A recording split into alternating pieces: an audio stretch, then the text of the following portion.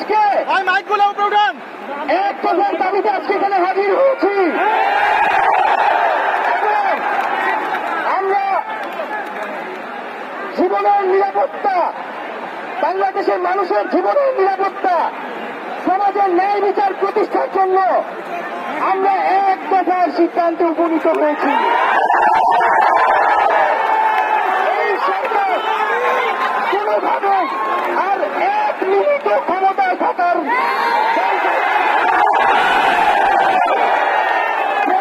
বলেছে গণভবনের দরজা খোলা আছে।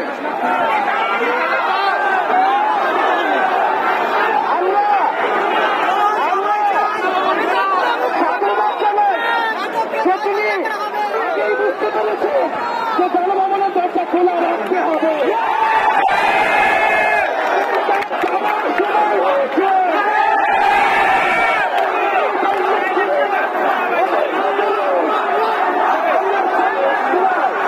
আমরা আপনাকে উৎখাত করার জন্য আসবো।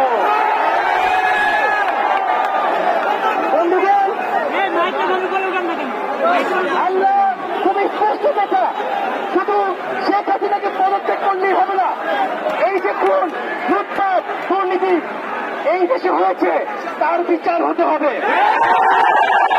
আমরা পদত্যাগ দিয়ে তাকে কোনো এক্সিট রুট দিতে চাই না। তাকে পদত্যাগ করতে হবে, বিচারের আওতায় আনতে হবে।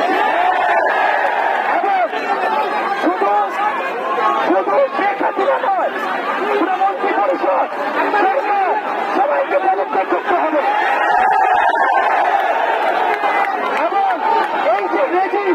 এই যে জাতীয়তাবাদী শাসন ব্যবস্থা, এটাকে বিলোপ করতে হবে।